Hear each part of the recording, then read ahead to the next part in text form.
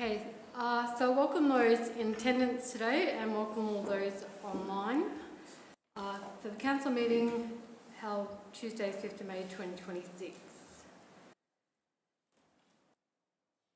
So I'll now get everyone to stand for the affirmation. We recognise the traditional owners of the land. We are inspired by the early pioneers and by those who gave their lives for our country. We now ask God's blessing on our deliberations and on our commitment to build a better lifestyle and environment. Thank you.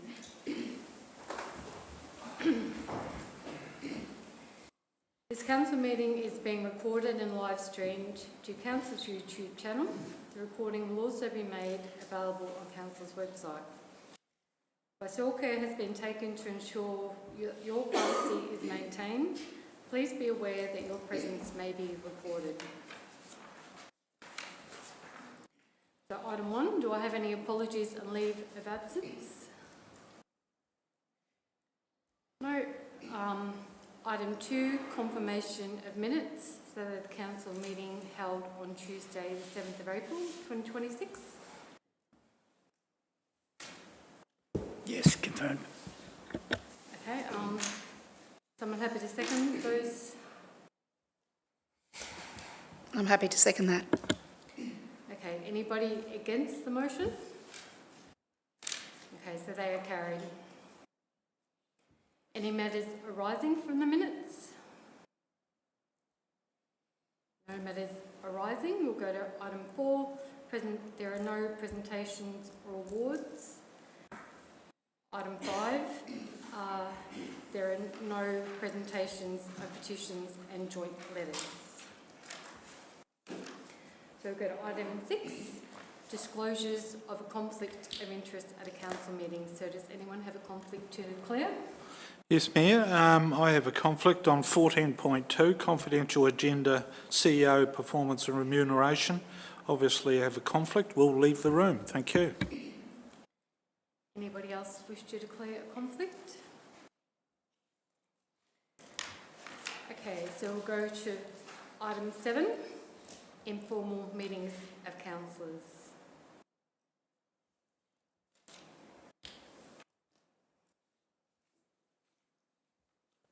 Mayor, I move that the meetings are accepted.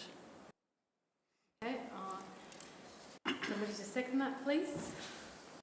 Yeah, I'll second it. Okay, all in favour? That's carried.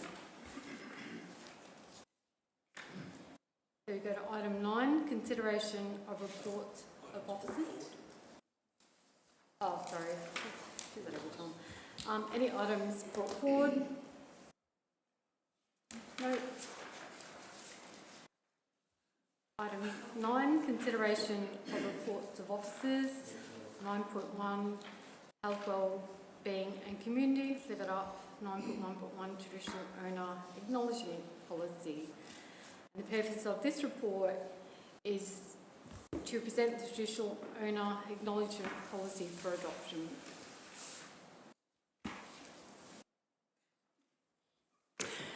Mayor, I would like to move that Council adopts the traditional owner acknowledgement policy.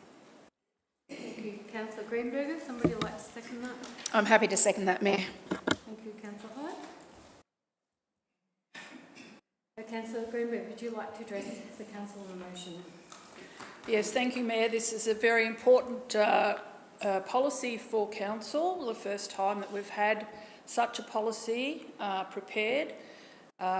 Council has developed a traditional owner acknowledgement policy, taking a lot of time and preparing a lot of detail to try and work with our traditional owner groups to meet the needs of both ourselves and our staff and the traditional owner groups to ensure that we recognise the traditional owners of the areas where we covered by Northern Grampians Shire Council. Directly supports Council's commitment to reconciliation under the Council Plan and Municipal Public Health and Wellbeing Plan 25 to 29. The policy establishes a clear, consistent and culturally respectful approach to acknowledging traditional owners across all council activities, events and operations. And this is an important foundational step in Council's broader commitment under the Recognition and Settlement Agreement framework supporting respectful relationships with traditional owner groups and reconciliation in practice. Acknowledgement of traditional owners in this framework is seen as an important expression of recognition and respect of the enduring presence, custodianship and cultural authority of traditional owners. In the context of colonisation, where traditional owners and First Nations people were displaced from their lands and excluded from civic, political and social life, acknowledgements contribute to redressing that history by affirming that traditional owners have maintained an unbroken connection to their country for thousands of years. An acknowledgement is not about determining who belongs to a community or who can identify with a place. Instead, it is a respectful practice that recognises that all activities within a municipality occur on the country of a specific traditional owner group whose cultural rights and responsibilities continue to this day. The policy also responds to legislative obligations, including the Local Government Act 2020 and the Aboriginal Heritage Act 2016, which require councils to recognise and work constructively with traditional owners. To support the implementation of the policy, it will be accompanied by the Traditional Owner Acknowledgement Guidelines for Northern Grampians councillors, staff and volunteers. I commend this policy to councillors. Thank you, Councillor Greenberger. Councillor Howard, would you like to speak? Councillor Greenberger covered the majority of the important stuff, but both the policy and the guidelines were developed in consultation with the two registered Aboriginal parties in the Northern Grampians Shire, Baradji Gadjin Land Council and Dja Dja Wurrong Clans Aboriginal Corporation. Just like to add that small amount, but I think otherwise Councillor Greenberger covered it. Thank you, Councillor Hyde. Any councillor like to speak against the motion? Any other councillor like to speak for the motion? No councillors would like to speak for or against the motion. Councillor Greenberger, would you like to sum up? No, nothing further. Thank you, Mayor. Right, well, I'll put that to the vote. All those in favour? Okay, that's carried.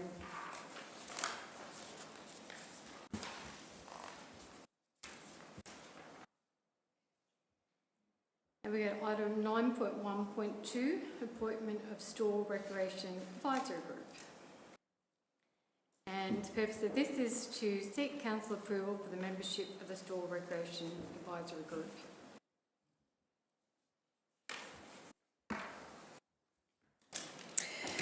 I'm happy to move, Mayor, that council appoints the following people or their proxy to the Store Recreational Advisory Group: Mal Nixon, Ian O'Donnell, Stephen Walker, Carlos Ryan, Jesse Newton, Brian Barber, Patricia Martin, Mark Brilliant, Simon Jones and Greg Carter. Thank you, Councillor Hyde. Second? Yeah, I'll second that, thank you. Thank you, Councillor Blake. Councillor Hyde, would you like to address the council on the motion? The purpose of the Store Recreational Advisory Group is a council advisory group that is in place to provide council with advice and recommendations on the implementation of relevant master plans, recreational strategy plans and other relevant plans as required. The updated terms and reference in the Sports and Recreational Strategy 2023 to 33 as a key driver to the committee's objectives, and each of these appointed persons shall be appointed to serve a 24-month term until the 30th of April 2028. Thank you, Councillor Hyde. Councillor Blake, would you like to... Yes, on the motion? watching these people in action even last night, you can see that they're a very passionate group of people, and I wish them all the best. And in the past they've done a fantastic job, and in the future I know that they're the right people for their roles. Thank you. So any councillor like to speak against the motion? Any councillor like to speak for the motion? I'd just like to add a big thank you to the Recreation Advisory Group for the last 24 months, and I know there's been a few new changes,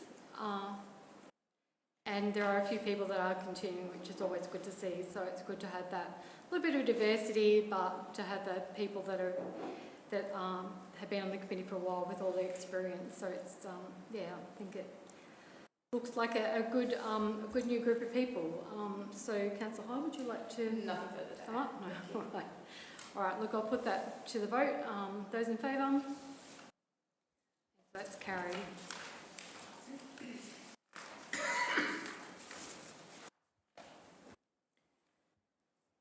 So 9.1.3, appointment of Synarnid Recreation Advisory Group.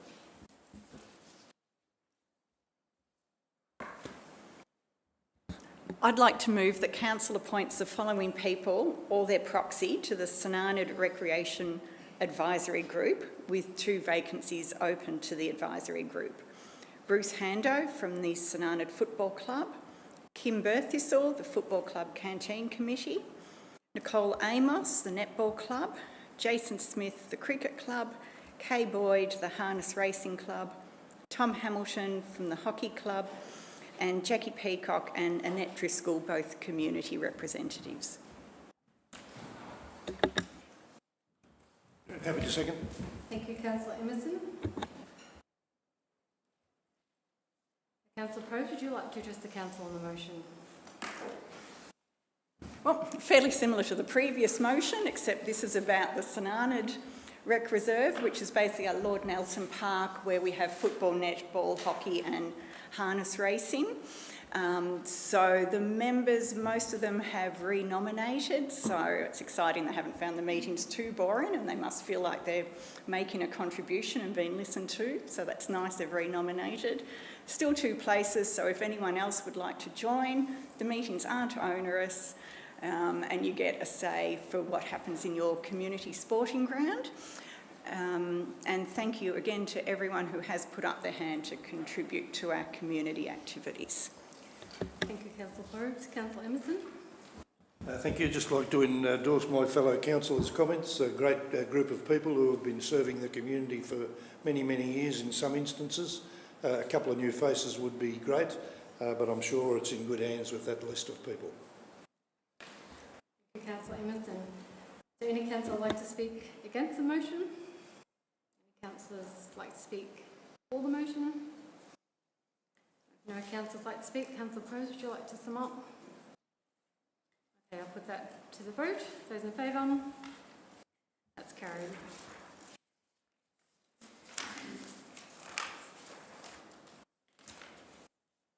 Okay, item 9.1.4, Synarnid Swimming School petition.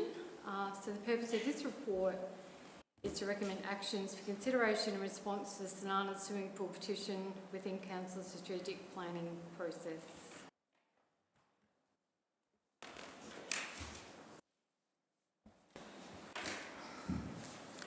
I'm not going to preface this by saying I'd like to recommend. I will just say I recommend that Council 1 acknowledges, as outlined in the petition, that the 3-metre diving board at the Synarnid Pool has been a much loved, memorable and very popular attraction over the years for community members. 2, confirms the removal of the existing 3-metre diving board, given that this is a part of the pool upgrade currently underway, and noting that the subject diving board does not comply with the relevant standards. 3, confirms that alternative solutions have been researched and considered by Council as requested in the petition, including lowering the height of the current diving board or replacing it with a fixed 3-metre diving platform, noted that both options cannot be accommodated within the existing budget. 4, confirms that the current upgrade retains and refurbishes the existing 1 metre diving board, which meets minimum depth and safety standards for the existing pool configuration. And 5, notes that further to the petition being received, the principal petitioner advised that local businesses and community members may be willing to work with council to potentially contribute towards funding a 3 metre diving platform, albeit no investigation or delivery will be progressed at this time due to capacity and resourcing constraints.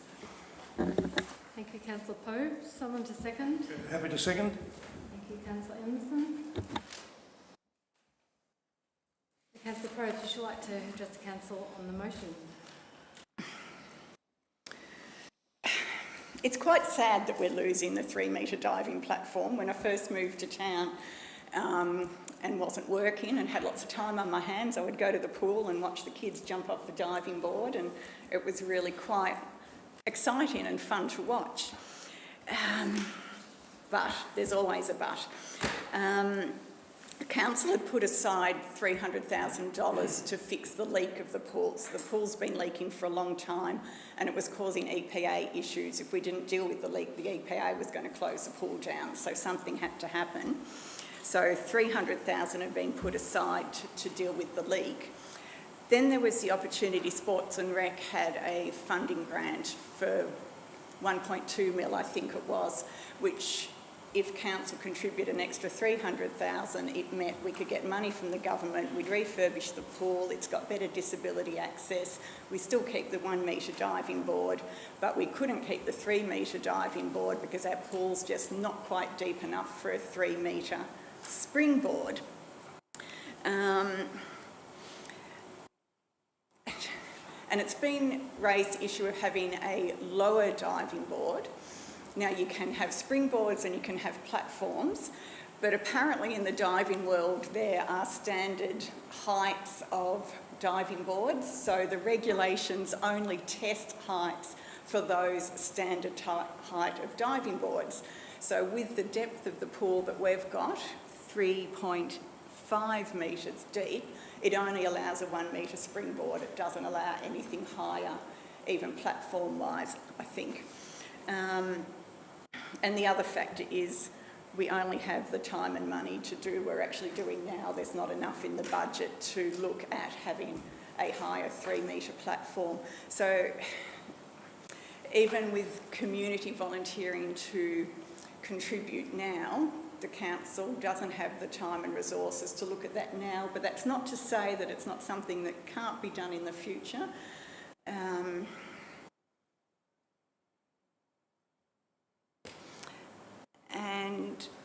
And I guess too, like, we talk about over-regulation, we are over-regulated, but the issue here, I guess, is not just complying with regulations.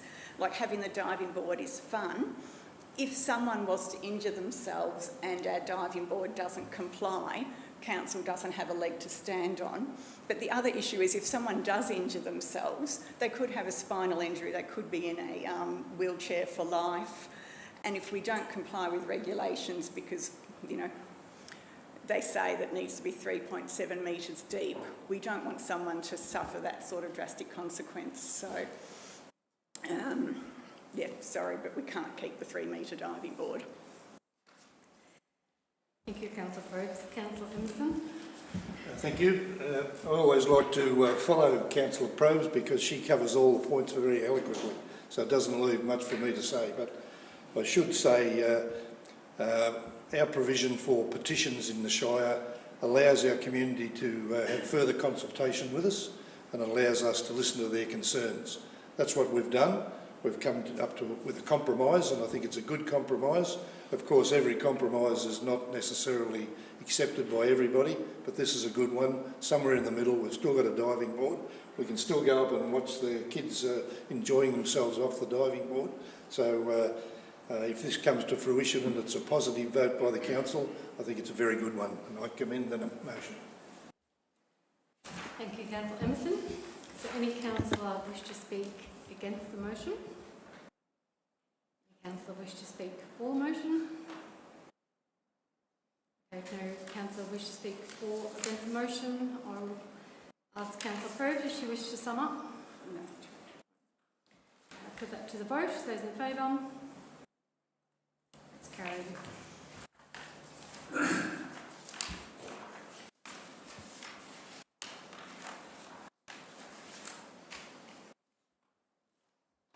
So 9.2, housing, skill and education. 9.2.1, planning application 61 to 71 Longfield Street Stall. And the purpose of this is to make a decision on planning permit PA 2025057, use and development of land for a service station, including display of business identification signage and creation of access to a road in transport zone category 2 at 61 to 71 Longfield Street Stall. So if I could have somebody, we have three different options there. And if I could someone to move a recommendation.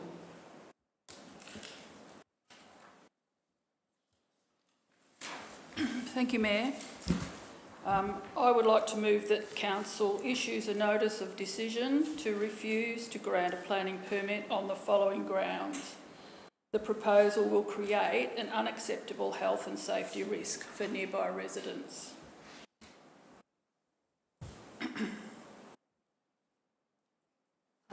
So option 3. Option 3. There's 5 conditions with it. Do you want to read them all out? I can do Is that. that part of your recommendation? Yep.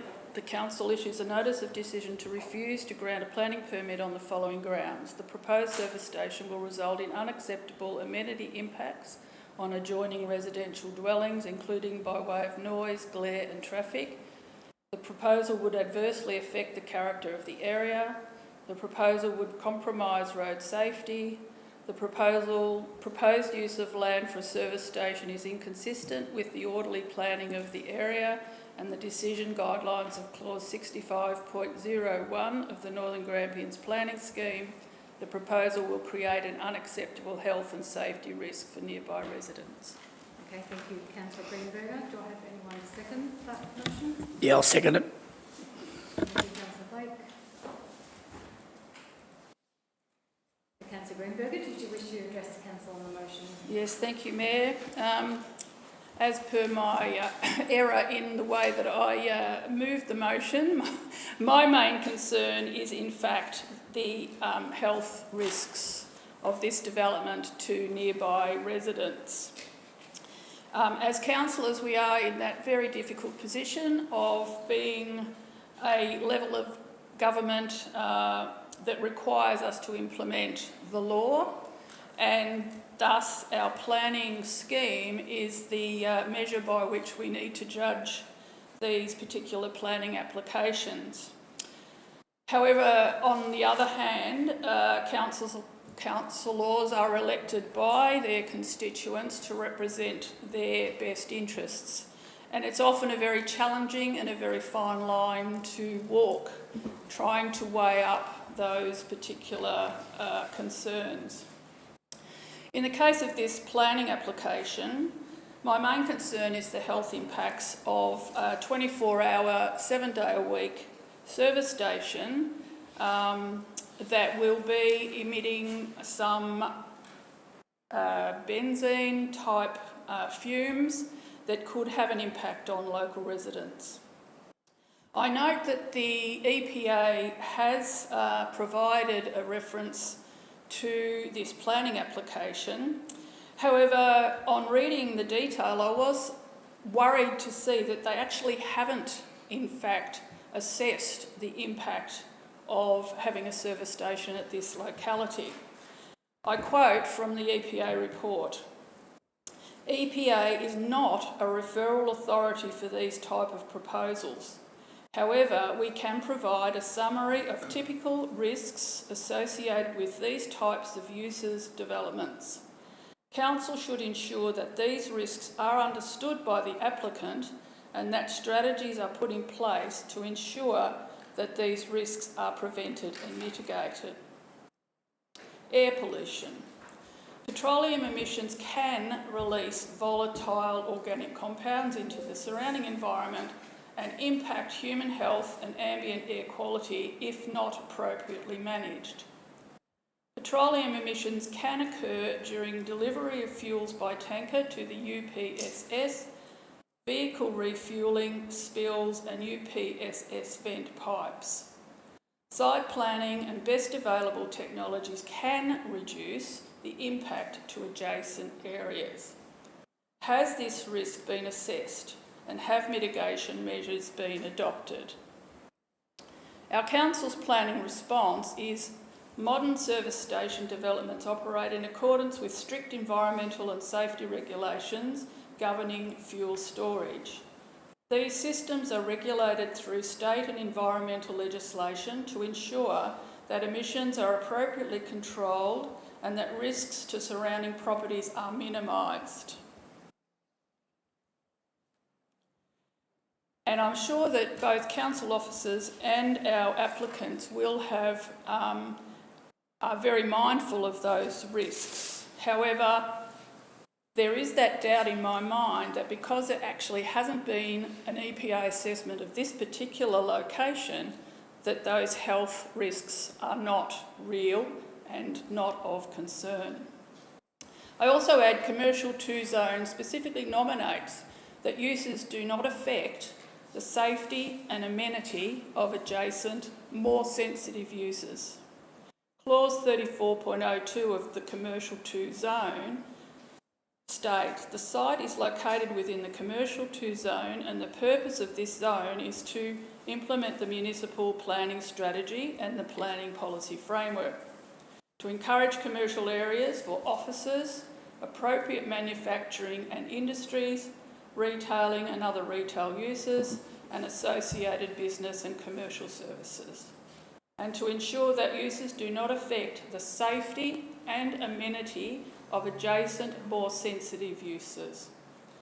Under the provision of Clause 34.021, Table of Uses, a planning permit is required to use of the service station being a Section 2 use. Clause 34.022 refers to land and states a use must not detrimentally affect the amenity of the neighbourhood, including the transport of materials, goods or commodities to or from the land, appearance of any building, works or materials, emission of noise, artificial light, vibration, smell, fumes, smoke, vapour, steam, soot, ash, wastewater, waste products, grit or oil. Planning Scheme 53.10, uses and activities with potential adverse effects, has a table of setbacks, for service stations, has a table of setbacks which does not cover service stations, but some examples where there are setbacks: bus depot, 200 metres, commercial laundry, 100 metres, paper or pulp production, 100 metres, automotive paint and interior repair, 100 metres, cosmetics and toiletries productions, 100 metres. The objectives detail the health risks. Health risks to surrounding properties from fuel emissions generated from the proposed development. The strong concerns that they have relate to health risks to existing residents generated from the proposal. Many objectors cite studies which have linked serious long-term health risks and concerns with close proximity to service stations. Information from other jurisdictions and recommended buffer distances between service stations and sensitive land use is offered. For example, in Western Australia, 50 metres for normal operating hours and 100 metres for 24-hour operations.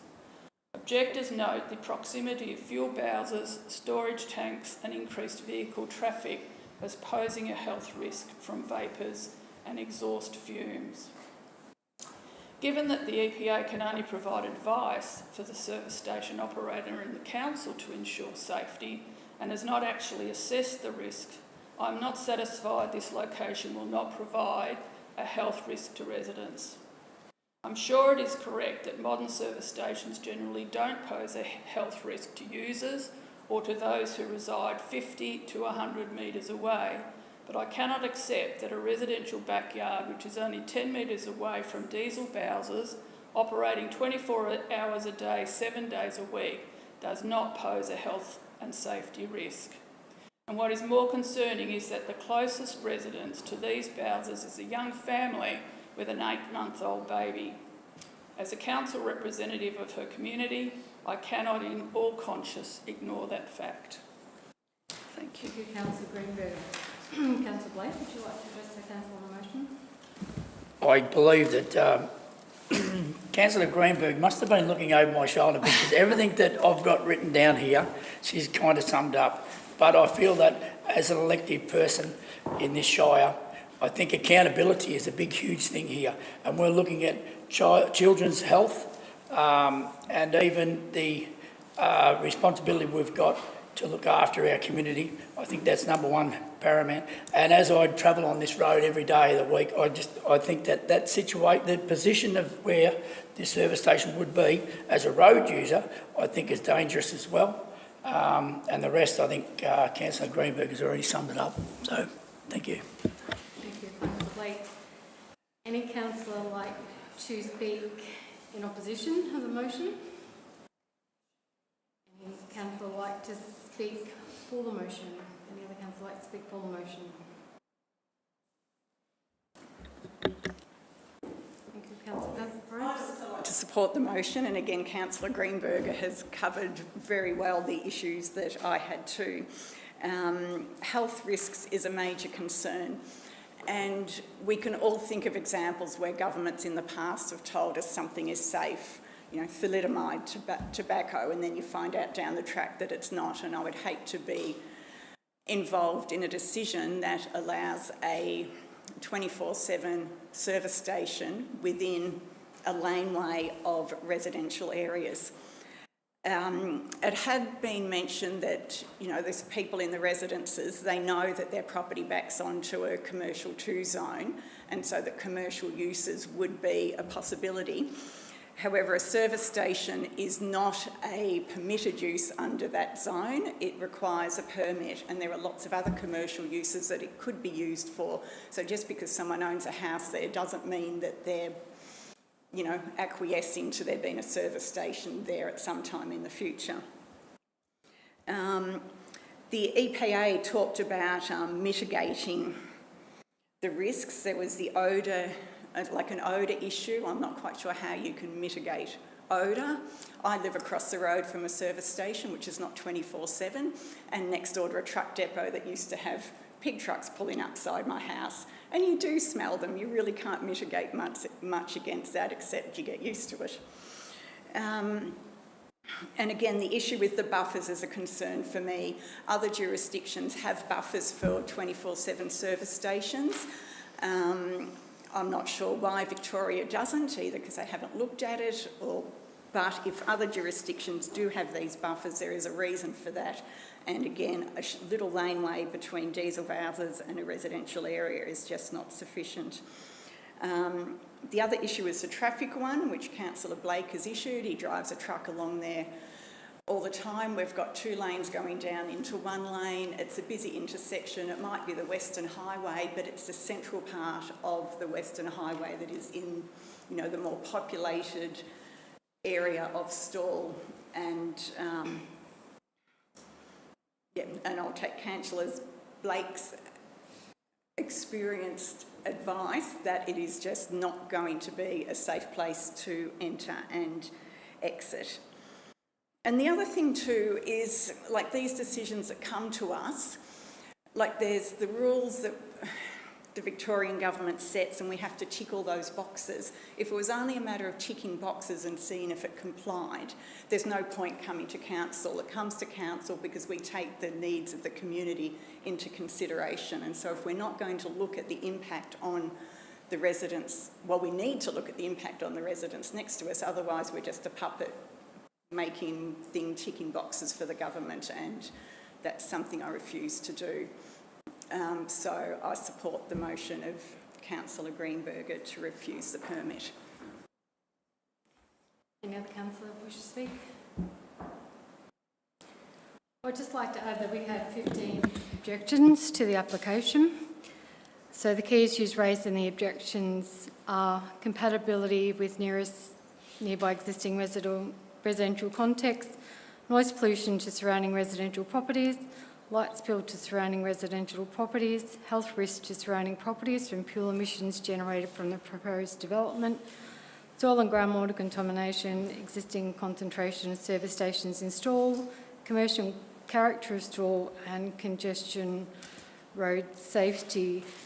And I, like the other councillors, have done a bit of research myself, and the risks that fuel stations emit benzene and other volatile compounds that may be linked to childhood leukemia, asthma, lung damage. So they're the risks for clients living within 50 to 100 metres of these facilities, and the closest house to this planning application is roughly about 10 metres. And I agree with Councillor Greenberger, like, yes, there are people living in the area, and I think the families should come first. And you know, Western Australia mandates minimum separation distances between new service stations and sensitive land uses such as homes, schools, hospitals to manage air quality risks like benzene exposure. So the recommended buffers, as Councillor Greenberger did say, are at least 50 metres for stations operating only during business hours and 100 metres for 24-hour facilities. Yet Victoria does not require service stations to have a buffer zone residential properties, which sort of concerns me a little bit, given that we've all done a lot of reading, we've had a lot of conversation about this. I don't know why Victoria doesn't, but it doesn't mean that Victoria's right in not recommending a buffer zone. So, Councillor Greenberg, would you like to sum up? Yes, thank you, Mayor. Just on that last point, I just wanted to add that what does worry me, if we allow this surface station planning permit to go through and it is built, that the Victorian Government, and then the Victorian Government does bring in distance regulations, and I understand there is a petition circulating at the moment to actually do so, that this service station will be already built, and that will be too late for those residents who live so close by with their families. So, yeah, thank you. All right, thank you. There's nothing further to add. I'll now put that to the vote. So those in favour? Okay, that's carried.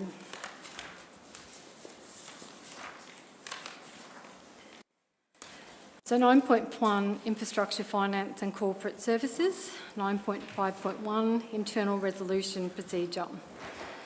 The purpose of this one is for councillors asked to formally adopt the Internal Resolution Procedure that has been updated to include provisions for expert external mediation. We have a recommendation there.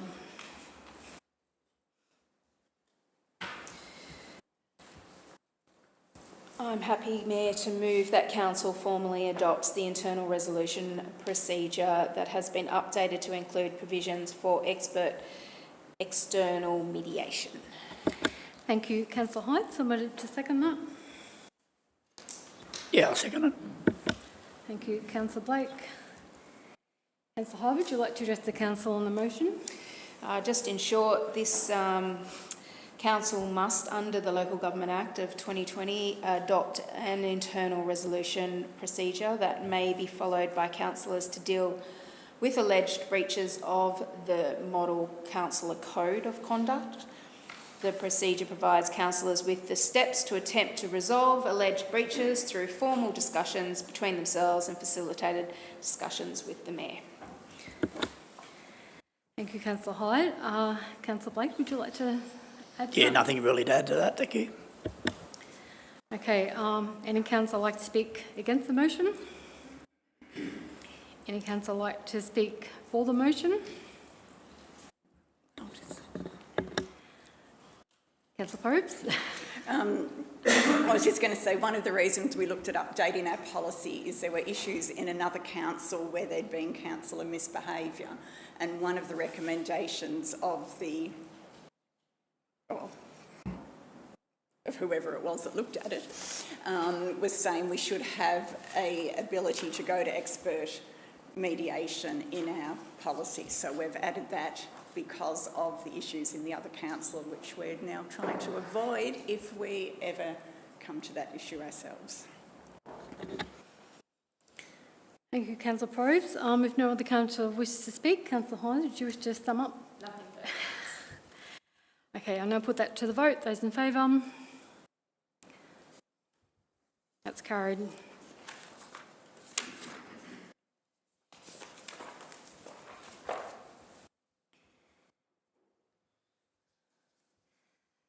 So item 10, notices of motion or rescission.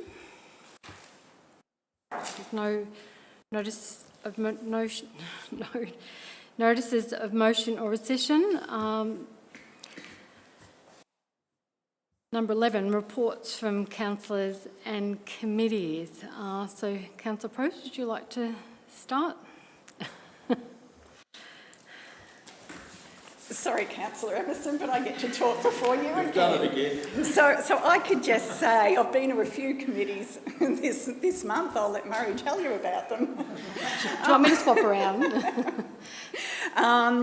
No, probably the VFF had a session at the sporting club a couple of weeks ago, and they had lawyers talking about the new Treaty Act and the process for compensation, for example, the VNI West transmission lines. And it was interesting hearing their processes. And if you do go for compensation, you know, the tips to be aware of and to get proper advice to make sure you do get compensated as much as you can for the loss of everything they're taking away from you. We also had another meeting about Teddington. It had the flow had petered out a little bit over the last year, partly because Parks Victoria's got new personnel there. But it appears to be moving along. The new guy in control of the project seems to be very practical and making steps for people to get the act into gear, and has reinforced that, yes, we will keep water in Teddington. Hopefully that happens sooner rather than later. I would like to see water there and not wait for my grandchildren to have to enjoy it. Grandchildren, which I probably won't have. We also had the Anzac Day ceremonies. And it's just a reminder, again, of like volunteers who contribute so much to our communities. The Anzacs who gave their lives, the volunteers we have today who give their time and expertise and enthusiasm to our local communities. So again, just thank you to the volunteers. And then the usual things in St Arnaud, the market, the Raillery Hub's got a new exhibition. Queen Mary Gardens, we've got the art, new art going up there, and we got to meet with the artists last week or so, and it's quite exciting to see the little tweaks they're making to their initial proposal to make it fit better with how the Gardens Committee sees the garden and the art working together. And again, SCAN and North Central Lend meetings. Murray can talk about SCAN. Yeah. Okay, thank you, Councillor Probst. Councillor Emerson. Yeah, thank you, Karen. Karen pretty well covers all our meetings, and they're pretty well daily. We just can't get away from it, but that's what we volunteer for, of course. Would be remiss of me being the first council meeting since we ran the very successful stall Easter gift. Record crowds, record gate takings, everything seemed to come with records attached to it this year. Of course, record attendances and record gate takings usually equates to record costs as well, so we haven't done the final bottom line yet, but hopefully there's going to be a little bit of money left there to continue the event again next year, and in the next 140 years to continue the tradition of the stall gift.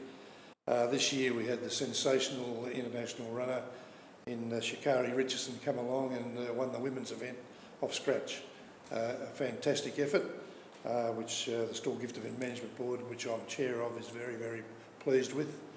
I sometimes wonder why we can't get some similar events, I don't say athletic events, but similar events are running in some of the other regions of our Shire. And it's always in the back of our mind, especially for Karen and I, when we attend the SCAN meetings, to try and come up with some ideas on how we can instigate more events within our communities. So month to month it's always busy in local government. We just do what we do because we represent the community. Very pleasing today, I think, to have Goodsy here and go and have a look at the water position again. That's been in my mind for a lot of years now, and hopefully the council can come to some conciliation with it all and help certainly Goodsy's concerns and the concerns of the community as well. Thank you, Councillor Emerson. Councillor Hyde. Last few weeks or last month, we've spent time on budget. Everyone knows that's one of my favourite topics. Councillor Greenberger and I also attended the most recent V&I West Community Reference Group. This time it was held in Donald, and we met with representatives of the proponent, VicGrid, and of course the local farming community and other residents. But Councillor Greenberger and I also made the time to go up there earlier to meet with two researchers from Canberra who are doing a 3-year study on the impact specifically on transmission lines, and V&I West is one of those two main transmission lines that they are doing this research on. So we spent some considerable time with them to share what we know from our end of Northern Grampians Shire. I attended both the Great Western and the Halls Gap Tourism brand launch to the community. So this was the next steps to develop the Discover Northern Grampians brand and strategy. So if you don't already, please follow Discover Northern Grampians on social media. And that was to get feedback within the local community of both those towns on what their thoughts and opinions were to work with the Shire on how they promote their own towns. So that was very insightful. I enjoyed spending time with the community on those aspects. Also, whilst on Great Western, the last Futures Committee meeting, which is held every month, and we discuss relevant topics and updates in regards to the town, but I'll just make a special note of saying that I was lucky enough to see a photo of the wood-carved, chainsaw-carved wooden sculptures that will be soon lining in the Memorial Park. So these are representatives of historical figures. This is going to be very exciting. So watch this space. There's a lot of sacrifice and dedication and hard work from the Great Western community in making this happen. So that is getting closer to being finalised. We had some mandatory training as well, managing conflicts of interest. I also met with some local Halls Gap residents and businesses who are looking to add a frisbee golf course in town, and also in regards to the deposit container system that we need out at Halls Gap to manage some of that waste. The other thing I did was with the Institute of Community Directors Australia, I completed a 1-day course on boards, governance and leadership, and I found that extremely insightful and really valuable, actually. That's about it. Well done. Councillor Blake. Yeah, I'm looking more along the lines of congratulating everyone that was involved with the store gift, and as well as the Anzac Day, as well as the Grape Escape. There's been a lot going on in the region lately that we've been really, really proud about. But I think that the two fastest runners that are going to appear at the stall Easter gift next year, I don't even know whether or not Councillor Emerson knows about this, but there's two particular ladies that were really, really fast, and that was Councillor Greenberg and our lovely Mayor when they sprinted up towards the Town Hall to get there just in time to watch the parade go down the street. It was beautiful to watch, ladies. Excellent job. Fantastic. That's about it from me. Thank you. Well done. Councillor Greenberger. Thank you, Councillor Blake. We did move fairly quickly on that occasion. President Watch. Yes. I'm actually quite surprised to say that it's been a quieter month for me this month, which is quite a relief after 1.5 years as a councillor. It's been very, very hectic, but this month has been a little bit quieter. Again, congratulations to everyone involved in the store gift. Wonderful event, enjoyed it very, very much. The other highlight, of course, is the regular celebration or the observation of Anzac Day, which was a very good event as well.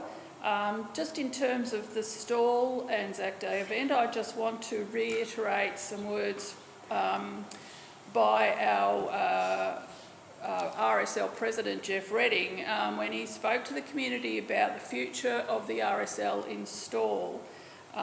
They are down to very few members. He desperately is seeking new members. He emphasised that to join up with the RSL in stall, you don't actually have to be a returned service person.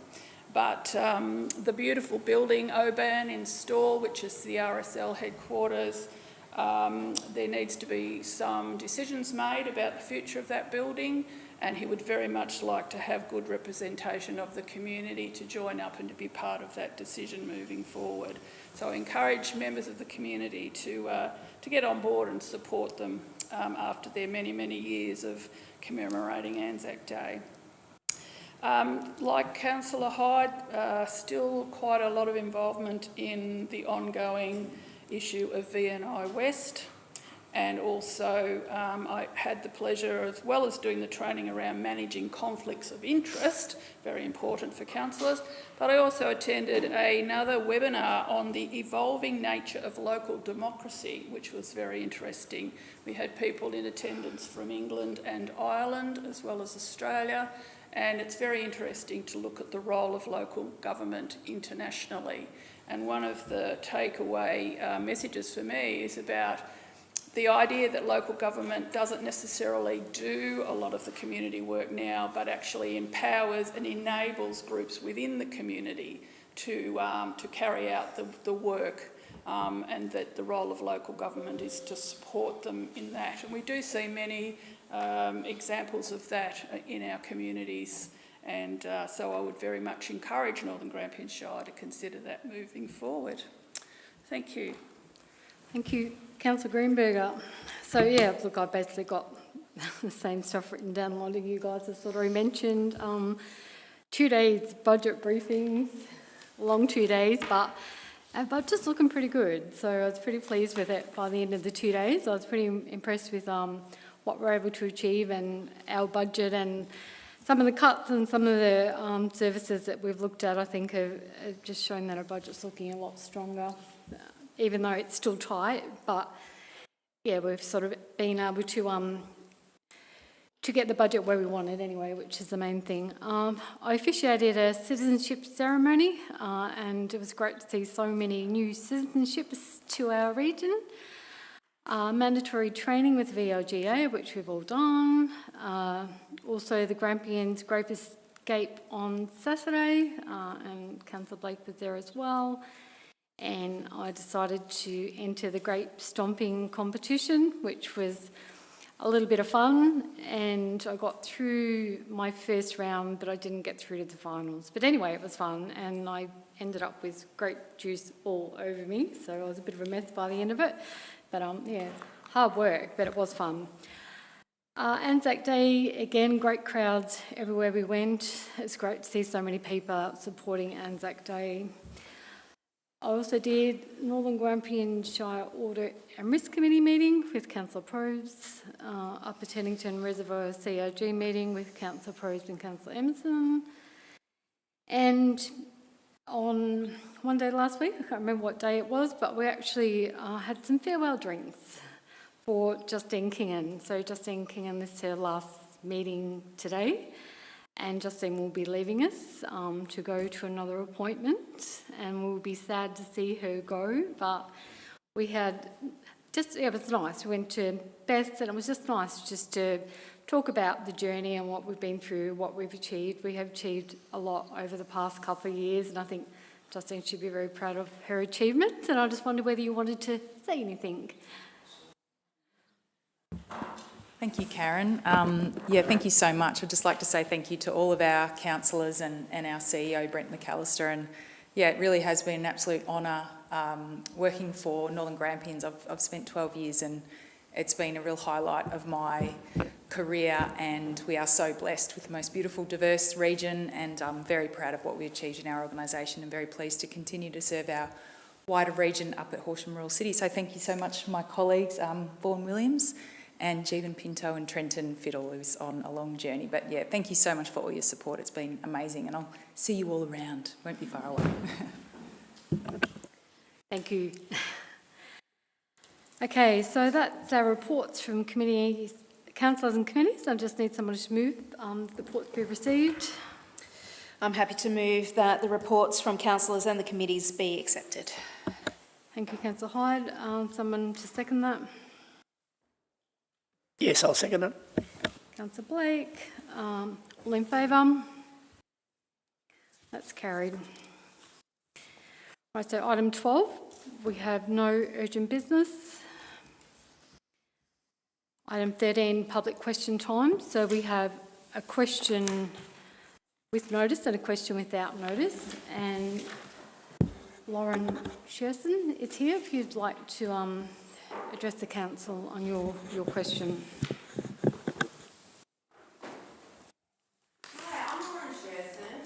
Arnott. And my question today is relating to reinstating the Mildura train line from Maryborough to Mildura and reopening St Arnott station as well.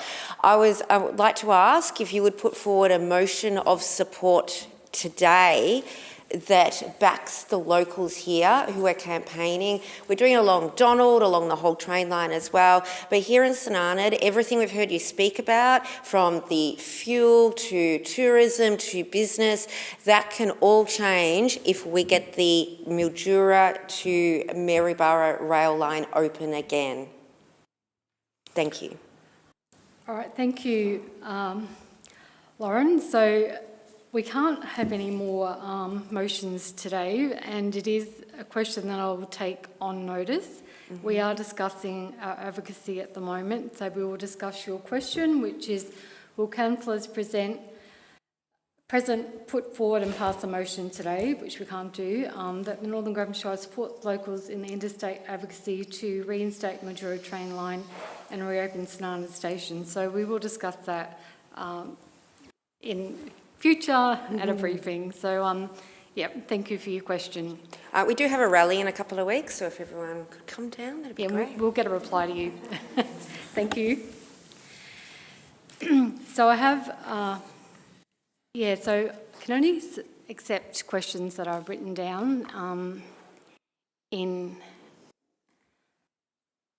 so questions, we have questions, you can either put a form in 5 days before to put a question with notice, or you put a question in prior to the meeting if you have a question without notice. So sorry, I can't accept other questions.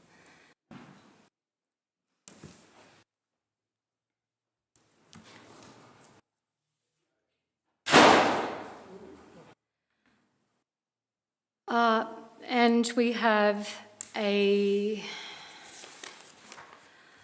one public question time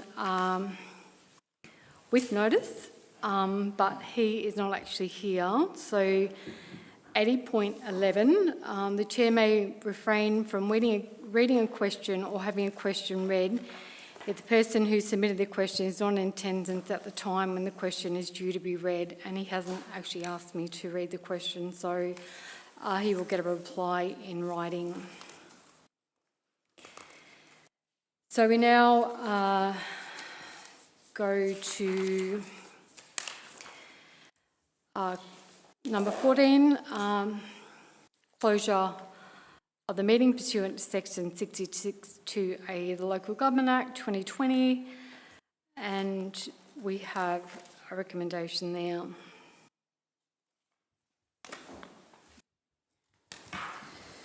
I recommend that the meeting be closed to consider the items listed under section 66 of the Local Government Act 2020, as it deals with confidential information as detailed in section 3 1 of the Local Government Act 2020. Thank you, Councillor Hyde. Yeah, I'll second it. Yeah, thank you, Councillor Blake. Okay, all those in favour? That's carried. We will now go into closed council.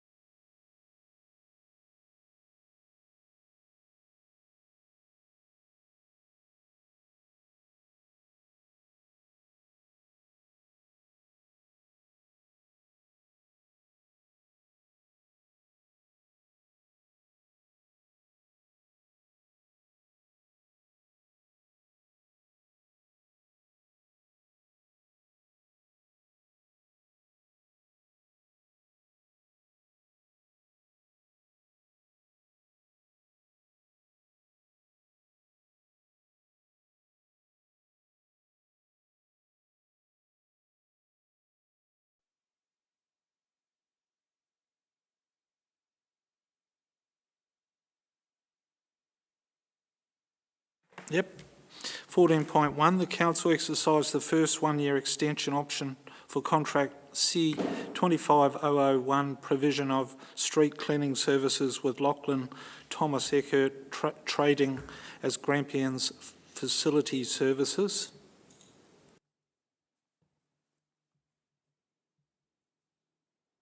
Over to you, Director. Also, the council approved the performance review of the CEO in closed council. And that 14.3, the council resolves to sell the council-owned property at Sloane Street, stall titled Crown Allotment 1 and 2, Sections B, Parish Stall, for its submitted lump sum GST to E2E Growth Holdings Pty Limited, and 2, authorise the Chief Executive Officer to execute the contract of sale. Thank you.